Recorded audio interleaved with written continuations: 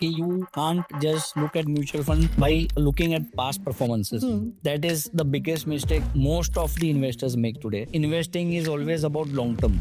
This is a serious myth. Like for a 1-year goal, what is the kind of mutual fund that one should go into? What's your framework? Anything which is less than 1 year, that's where you can afford to take slight calculative risk.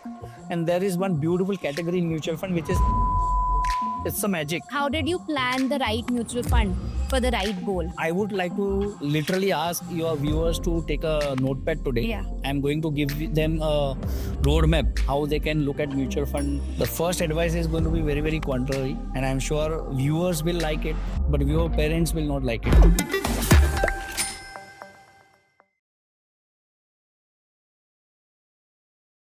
Hi Vishesh, welcome to Power Up Money. So good to have you here. My pleasure. Let's start directly with your journey. You come from a very humble background and now you're financially free with over 11 crores of corpus. So tell us more on that, your career, how did that progress and how did your investments progress along the way? So by qualification, accidentally, I'm an engineer. Okay. Now I am emphasizing word accidentally. Somehow I always had that feeling that what I'm doing, I'm not enjoying.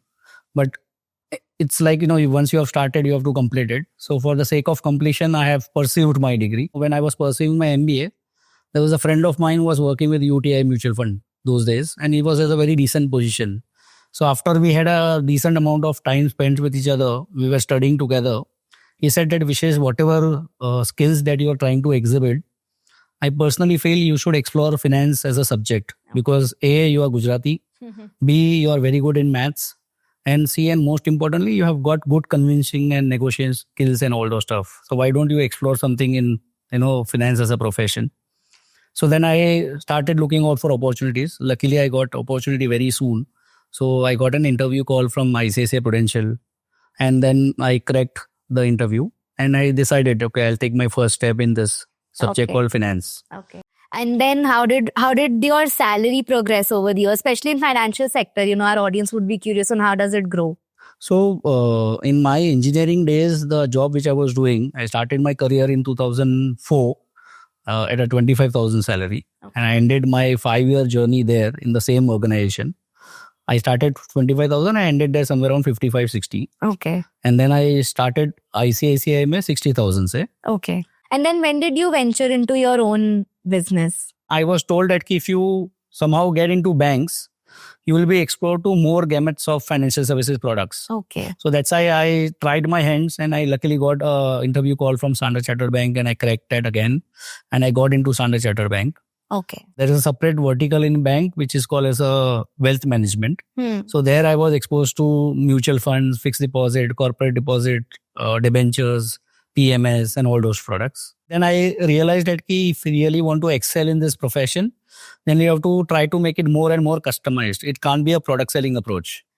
So that's when someone told me that now is the time for you to join a setup which is properly into wealth management. Okay. So that's how I got a job in Tata Capital. But eventually I realized that whether it is bank or a wealth management boutiques or family office and all, if you are working as an employee, you will naturally have that mentality of working as an employee. That kind of mindset will always be there. I took a decision in 2016. Okay. And luckily I was blessed that I was married to a working female. So she's also a chartered accountant by qualification. Okay. And she also has her settled career. Okay. So when we discussed that this is what my clients are saying, so she was very kind enough to say that, look, Vishesh, fortunately, both of us are earning and we are earning decent enough to run the family. And if anyone has to take a risk, it has to be only one of us. Now, luckily, if you are getting this opportunity, let's try to explore it. Yeah. Because even if in case it will not work in our favor, your qualification and experience will always bring you back to the industry. So let's do this. So that's when I stepped down in 2016 with the support of my wife inputs. And that's how this journey of personal practice came into play. Post 2016, have been working as a mutual fund distributor and you've been working with so many clients, right? So you have insights of not just your journey, but also thousands of people that you work with when it comes to mutual funds. So first I want to understand, on your portfolio, what does your portfolio look like today? and how is it composed across different asset classes? Bulk of our investments is in mutual funds. Okay. So how we have done, how we have designed our portfolio now, we have separated our goals into two. One is we say that this is all core goals, Okay. which I have two daughters. So their graduation, post-graduation, marriage, our own retirement, buying a house, these are all core goals. Okay. And then we have a satellite goals, which is like buying a car, going for a vacation. So this we term as a satellite goal. Okay. Now, why we say satellite is because we feel that these are important, but at least not time bounded. So for example, if I want to plan a holiday, I can always prepone or postpone it by X amount of duration. Same thing for buying a car, same thing for everything that is like satellite, like buying a phone and all. Right. But I can't postpone or prepone my daughter's education, the fees and all. Right. Same Needs thing. and wants Yeah, kind of exactly. differentiation. So what we did, once we knew that okay, these are the goals and these are the timeline by which we need to meet those goals, we exactly did a reverse calculation. And then whatever amount was required to feed that core goals, we converted all that investment savings into mutual funds. So all our core goals are now getting catered through mutual funds. Okay. And all my satellite goals are now getting catered to different avenues. Like stocks Okay. is again a bulk of our investments. Certain portion goes into cryptos, global PMS. These days there is a lot of excitement for FANG kind of stocks like Facebook, Apple, Google and Amazon and all. Right. So I have exposure in global equities as well Okay. through a RIA platform. Okay. And there are gold mohors, some collectibles, which are looked as an investment, not as a collection, but as Okay. investments. So what percentage? So in your total portfolio, if I like for mutual funds, So mutual fund would be close to, mutual fund and ULIP put together would be close to around 40% of my portfolio. okay. Around 10% would be stocks. Okay. Around 20% accidentally or by requirement is in real estate, because I consider my office as my investment. Okay. So that is a part of my investment portfolio. Then I have around 15% in a combination of gold, silver, platinum, palladium and cryptocurrencies. So I have few investment in PMS, around 5-6% of my investment. Oh, okay. Around another 5-6% in global stocks through direct stocks as well as global PMSs. Oh, okay. So this is how I have diversified my investments. For a retail investor, majority, if it's in mutual funds, it keeps you sorted for a lot of your long-term goals, which is also the kind of strategy that you also applied, right? Like Correct. you said for your core goals, you sort of invested in mutual funds. Whether it was your kids' education or buying a house, etc. So I want to double click more on that. Like for example, for something that was 10 years away from now, like how did you plan the right mutual fund for the right goal? How did you do that? So here I would just like to differ a bit. I would first like to clear this myth about investing is always about long term. This is a serious myth because this makes things very boring. So today if I meet investors and tell them, sir, you have to invest for 5 years or 10 years and 15 years, they get pissed off. Okay, I mean, of course, after COVID, this has become very, very serious thing in every individual's life, right? We all want to enjoy our money now as well. Right. So today, if I have an investor who is wanting to plan a vacation, let's say 8 months down the line, then I have a mutual fund to cater that goal as well. Okay. If there's a businessman, I have around 15-20% people who are businessmen in my clientele. So they have this liquid surplus available, which they themselves don't know when they will require. But because this money is lying idle in their current account and they don't enjoy any interest on current account, we have an option in mutual fund where we park those money in an overnight fund or a liquid fund, Right. which at least give them around 4.5, 5-6% kind of return on investments. And one thing you mentioned is that there is that myth of, always long term. So there's a mutual fund for even a goal that's 1 year down the line, 3, 5. So for our, audience, if you could help break down, like for a 1 year goal, what is the kind of mutual fund that one should go into for 5 year, for 10 year? What's your framework? So the first and foremost thing people have to understand that you can't just look at mutual fund by looking at past performances. That is the biggest mistake most of the investors make today. Thanks to technology, that things are easily accessible. But the flip side of the technology is that it only says what has happened in past. It doesn't say that past will not repeat in future. And that understanding is missing. So people tend to overlook the other side of the coin, which is risk involved. So I would like to literally ask your viewers to take a notepad today. Yeah. I'm going to give them a roadmap how they can look at mutual fund and make sure that it works best in their interest. Absolutely. The first and foremost, what they have to do is that, as I said, they have to decide and separate their goals as core goals and critical satellite goals. And then they have to literally pen down. This is like, for example, what we have done. So I have two daughters. One is 7-year-old, one is 12-year-old. So I exactly know when they turn 18, that's the time when I will need the fund for their graduation. Correct. When they turn 22, I will need the fund for their post-graduation. Around 26, 27, I will plan for their marriage. And by 55 of my age, I am intending to get retired. So this timeline I know. Now what second thing I will do is how much budget I should plan for. So as an average, today we know that if we want to pursue a decent graduation, qualification and all, in Indian context, we need around 25 to 50 ka range mein. So we have chosen to, on a higher side because luckily we are blessed with cash flows and all. So let's say 50 lakhs is what I require today. If I were to make my daughter pursue some qualification, but that is somewhere 8 years down the line. So I will then have to factor the inflation. So after inflation, let's say it's becoming 85 lakhs. So I know now 8 years from now, I may need 85 lakhs. So I do a reverse maths. कि अगर मुझे 85 lakhs जमा करना है, and if I expect my investment to grow at 12% compounding, then what kind of monthly investment will I have to make? Or what kind of one-time lump sum investment will I have to make? Correct. Now, if that amount comes in your reach, whether it through SIP or through your one-time investment range, you know that, okay, goal one, This tick. goal done. Likewise, when you have 7-8 goals listed, which are all your core goals, do this reverse maths. First, give time to it, amount to it, and add inflation and do a reverse maths. Then you will exactly know for goal one, this much amount you need to do monthly and this much one time. Monthly, one time, monthly, one time. And the end of the table, you will know that, okay, on a month, if I do a 4 lakhs worth of SIP, all my goals get catered.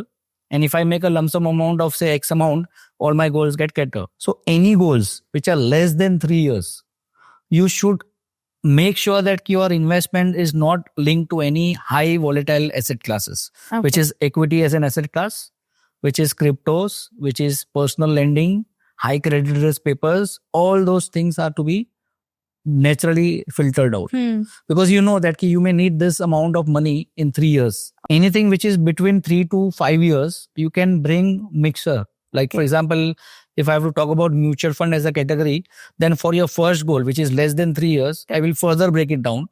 Anything which is less than 1 year, you should restrict all your investments either to arbitrage fund or a liquid or a ultra short duration funds, low duration fund. Okay. Any goals which are between 1 to 3 years, that's where you can afford to take slight calculative risk. And there is one beautiful category in mutual fund, which is equity savings fund. Okay. So this equity savings fund, it's a magic. What it does is it can try to give you a equity like return. If equity, like for example, since COVID till now, equity had a one-time rally since September 2024, right? Yeah. Even those kind of fund gave you 14% return. Okay. In that kind of time frame where equity was going one side up. Okay. So at least you will not have that left out feeling when you are invested in equity savings fund. This framework is actually very helpful, Vishesh. Thanks for sharing this. And on your portfolio, right? What's your portfolio composition in mutual funds? Like how much is large cap? How much is small cap? Like how do you manage it? So around 30-40% of your investment should go into multi-asset funds, where you need to have an investment horizon of 3 to 5 years. Okay. Then around 30% of your portfolio should be in flexi cap and multi cap combination. Okay. So 20 arbitrage and equity savings, Right. around 30-40 multi-asset, 30 around flexi cap, and last 10% you can take small cap or you can take a thematic advantage fund. Okay. Today there is a new category launched, business cycle or a momentum, whatever suits your risk appetite. More experimental, risky kind of thing. I would not say experimental, but whatever suit your style. And Vishesh, we often talk a lot on keep selecting the right fund. But we also see from our audience and our app users keep exiting fund is also important. Like, what's your view? And have you sold a mutual fund? How should a retail investor go about selling a mutual fund if it's not the right one for him? We often get stuck in like एक fund में invested और फिर forever उसमें invested रहते हैं. What's your? So there are 3-4 key elements. The first and foremost, as I always want investors to practice, is link your investments to time goals that you have timed. That will make your job very easy. Because you know one thing for sure कि मैंने अगर 3 साल के गोल के लिए पैसा लगाया है तो by default मेरे को ऐसा कोई नौबत आएगा ही नहीं कि within 3 years I will have to forcefully exit from a fund. So that will filter almost 50% of your work. The second trigger should be looking at the fund managers. So every mutual fund has a history of style of work. And that style of work will be either the process and system that they would have built, and that ultimately is built by one individual or 2 individuals, okay, or their research team. If you find there is a major movement, like for example, Prashant Jain of HDFC Mutual Fund, he was considered as a godfather when it comes to mutual fund as an investments, okay, and then he retired or he decided to take a pre-retirement. Then that's the time you can start monitoring his managed fund actively. Okay. If you see that ki first quarter after his exit, second quarter after his exit, there is no major volatility. The fund is continuing to do similarly. There is no major up and down. Then you can stay invested. Okay. But moment you find there is a sharp move after someone's exit for 2-3 continuous quarter, then there is a trigger that you should look out of that particular fund. And the last, in spite of all this checklist getting ticked, if somehow a particular fund is not consistently doing well for 3 years, 3 years. then that's a trigger. Because see, 1-2 years may go bad. That doesn't mean that particular fund is bad or that particular fund manager is bad. But if continuously 3 years something is not working well, then there should be necessary some concerns which has not got addressed. Then it's better that okay, since you are spoiled with options, you can look for some other better performing fund. So this is 4 or 5 triggers one should keep in mind. Lots of learnings on mutual funds, Vishesh. I think lots to learn. I'll move to the second part of the portfolio. It's a big chunk. It's real estate, and also because your financial journey also started when you bought a house. So, and home buying is like a sort of bucket list for every Indian here. So if you were to advise to, a 30-year-old out there looking for buying his or her first house, what would that advice be? The first advice is going to be very, very contrary. And I'm sure viewers will like it, but your parents will not like it.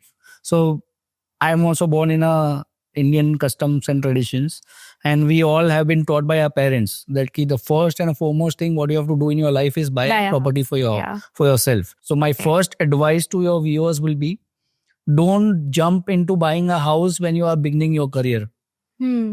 Invest everything that you are earning after spending compulsory wala expenses.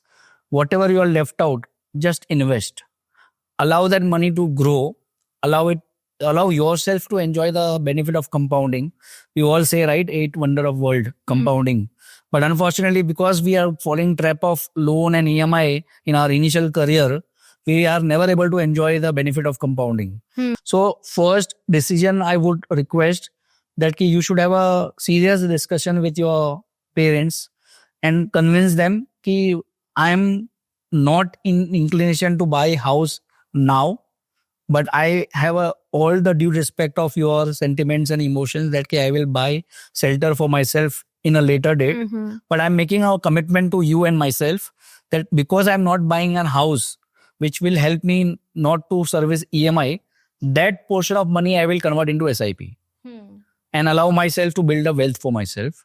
Now this will give you 2 advantages. First, that your loan, what you are going to service, means your money which is going to be servicing your EMI, that is under 8% because average home loan is around 8.5%. Right. And if you don't buy a house, which means you don't service a EMI, that same amount you will invest in a mutual fund, which has a likelihood of at least making 12% return. So straight away, every year, your money will be compounded more by 4%. Yeah. And that 4% compounding over, so typically by rule of 72, if you divide a number, what the return on investment, what they are going to make, by number 72, that's the number of years it will take your money to double, right? Yeah. So let's say I'm saying 12. So 72 divided by 12, 6. which means every 6 years my money gets double. Now typical home loan is 3 years, 20 years. Average home loan duration is 20 years, which means I am going to witness 3 compounding.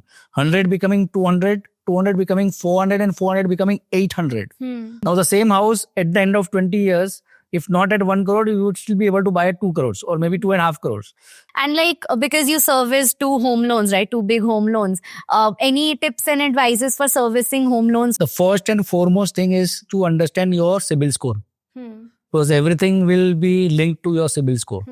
So the one with a lower CIBIL score will get a lesser amount. One with a very good CIBIL score will get a higher amount. That is one advantage. The second advantage is rate of interest. The lesser CIBIL score wala will be offered at more higher interest, and the better CIBIL score wala will be offered at a lower interest rate. So that's the another advantage if you have a good CIBIL track record. And this can't be built overnight. It has to be a journey.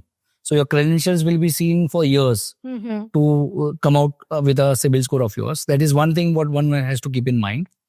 The second thing is that you have to go deep in understanding the charges. And again, there are 2 forms of availing a loan. One is fixed interest, one is a floating interest. I would strongly advise in India per se at least to go for a floating interest rate. Because India there is an anticipation that interest rates are further likely to go down. So there is a potential that at this point. Yes. Okay. So, and because your loan is a long-term product, it's a 20-year product. So naturally we expect that interest rate may come further down. So if that is the case, then floating will make sense. Because floating will adjust that rate. So today if you are availing a loan at 9% and say next 10 years may 9% come down to 8%, your loan will be also at 8%. In fixed interest rate, it remains 9% throughout the term. The third thing is the charges, as I mentioned. So apart from interest, what we are going to service on a monthly basis, upfront charges are basically, they do a site visit to check the area and location and all. So there are charges for those. Then there is paperwork charges and main paperwork and all. Franklin charges are there. Certain, they make some agreement and all. So there are 5-6 variety of charges that they charge. Okay. If your credit score is good and you know for sure that I may get 10 banks in line to offer me a loan, then you can always just say and negotiate. Okay. If ICICI is offering me this, SDFC is offering me this. If you are offering me better than this, then only I'll avail. Otherwise, I'm going to ICICI. And the last thing is that these days, RBI and SEBI both have made a regulation that is more to do with RBI that anyone who is availing a loan should always compulsory go for a insurance. Okay. Now here again, there is a catch. It's compulsory? Yeah, it's compulsory. Okay. There is a catch here. If you go with the same bank for an insurance, there is a likelihood they may charge you a higher premium. Okay. So there again, you have an option to negotiate. SDFC Life is offering me life cover at this cost. ICICI is offering me this. Policy Bazaar is offering me this. Can you lower this? Okay. And there is a significant amount of room there also. Wow. So this is how you can negotiate for your insurance also. Got it. I think perfect note to end this podcast. Thank you so much for sharing all these learnings. This was super helpful. I hope it is helpful.